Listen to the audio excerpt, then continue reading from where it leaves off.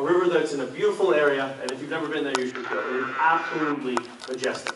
So how do you get that done? Well, we know when we look at the Forge River that that's experienced a lot of problems as a result of development in and around it, whether it's the duck farms that were around it, the stormwater runoff, or the nitrogen that comes from the cesspools in and around the river. So we know that one way we can protect the Carmen's River is by preventing the stuff that isn't by preventing the man-made stuff from getting into that river. So reducing the nitrogen, increasing the water quality standards, reducing stormwater runoff. And the best way to do that is to reduce development in and around the Carmen's River. So the scientists tell us that the watershed, the 100-year watershed, is a massive area. I don't know exactly how many acres, but off the top of my head. So we don't have the money to buy all of it. We don't. The town doesn't, the county doesn't, the state doesn't, and even if we all pull together, we just don't have the money to buy all of it. So how do we protect it? Well, we can buy some of it, and then we can use the Pine Barrens Act, which was used to protect the Pine Barrens, to use a similar plan to create development credits in that area to preserve the rest of the land, because you cannot take people's property without giving them due compensation. Now that's where what we talked about before with planning, when I was talking about individual public hearings and the Carmen's River, we need to have individual public hearings on where those credits will go. Well, there are three things. You can buy the land, you can create the credits, and you can upzone in some areas, but you have to upzone as long as you have you can only upzone if you have a plan. But that's also a taking of somebody's property. You know, in this country, people have strong property rights, and I think that's a good thing. You know, we don't want to take the value of their property without due compensation. So I think this plan is vitally important. Has there been disagreement? Yes. Does the town board unanimously all agree that this river needs to be saved? Yes. So we're all starting from the same starting point. I think we're not as far apart as we think. Now, I do think there have to be receiving areas. Those receiving areas should be approved by the community, because that's the only way this gets done.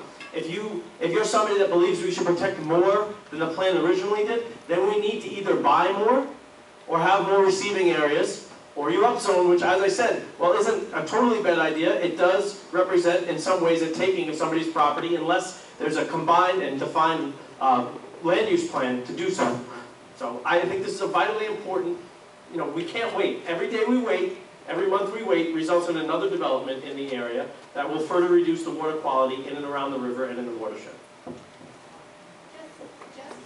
a follow-up, Brian? Well, respectfully, Marianne, I don't mind you following up, but I think you should follow up with both candidates. Both candidates.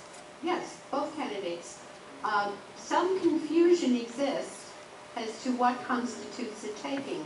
Our understanding is that as long as a landowner is not deprived of any reasonable use of his property, and it is in conjunction with a comprehensive plan, you do not have to compensate that landowner. It is not a taking.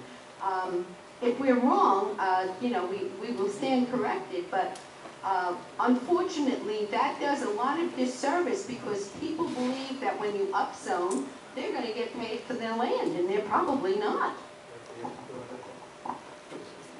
If anyone of you want to answer, it's fine. Well, Mr. Urban didn't get a chance to answer the question. Did you go first? No, you did go first. Yeah, we went first. Okay. So well, either one of you. All I can repeat to you is what the attorneys have told me, that in some cases, upzoning represents a problem where the town may have some exposure to somebody making a claim that their land was unjustly taken without due process. I know that the Transfer of Development Rights program can work because the Pine Barrens Act is in place, and that worked legally, it survived challenges, and can present an opportunity to help preserve land. I know that purchasing land works too, because if somebody agrees to sell your property, they certainly don't have a further claim. So I can only tell you what the lawyers have told me. I'm not a lawyer myself, but they've told me that that does represent a problem, and I do not want to be part of something where we're taking somebody's land without giving them due compensation. I don't think the government should be involved in that. In fact, the U.S. Constitution expressly states that we can't do that.